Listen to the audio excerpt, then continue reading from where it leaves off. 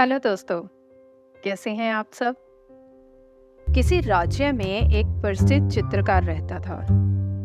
उसकी चित्रकारी की चर्चा दूर दूर तक थी। उसकी बनाई चित्रकारी महंगे दामों पर बिका करती थी। उस राज्य के राजा ने उसे अपने दरबार में शाही चित्रकार का दर्जा दिया। एक बार की बात है, राजा का दरबार लगा हुआ था। फरियादी अपनी अपनी फरियाद राजा से कह रहे थे। तभी एक फरियादी ने राजा के सामने एक बड़ी विचित्र फरियाद रखी।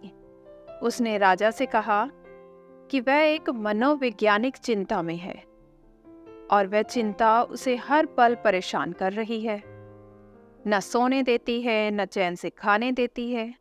अगर इसका समाधान नहीं निकाला गया तो मैं अपने प्राण त्याग दूंगा।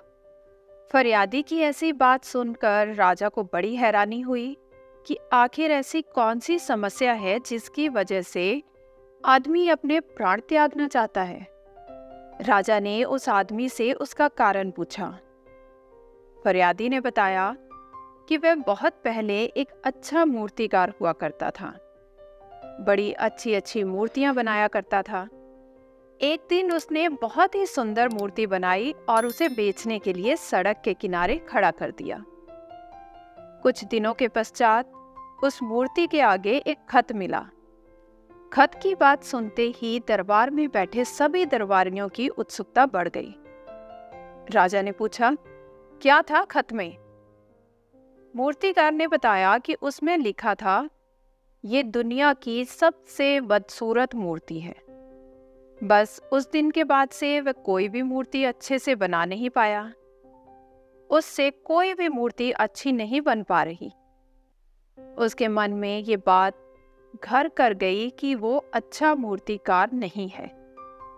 ऐसा पहली बार हुआ था कि कोई ऐसा फरियादी राजा के दरबार में आया हो। राजा को समझ नहीं आ रहा था कि क्या किया जाए। मामला कला से जुड़ा था, इसलिए उन्होंने अपने शाही चित्रकार को कोई समाधान निकालने के लिए कहा। शाही चित्रकार ने राजा से 2 दिन का वक्त मांगा और चला गया।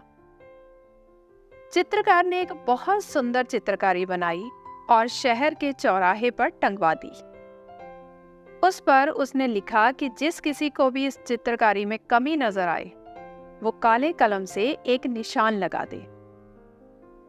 शाम ढलने तक जब शाही चित्रकार उस मूर्तिकार को लेकर चौराहे पर पहुंचा तो देखा कि पूरी चित्रकारी काले कलम के निशानों से भरी पड़ी है। मूर्तिकार को कुछ भी समझ नहीं आ रहा था कि आखिर चित्रकार करना क्या चाहता है। अगली सुबह चित्रकार ने दूसरी चित्रकारी बनाई जो आधी अधूरी थी और उसे भी चौराहे पर टंगवा दिया। इस बार उस पर लिखा कि चित्रकारी अधूरी है, इसे पूरा करें और इसे और सुंदर बनाएं। उसी शाम को चित्रकार मूर्तिकार को लेकर वहां पहुंचा तो देखा कि चित्रकारी सुबह की तरह आधी अधूरी ही टंगी हुई थी। उसमें ना तो किसी कलम का निशान था, ना ही किसी ने उसे पूरा करने की कोशिश की थी।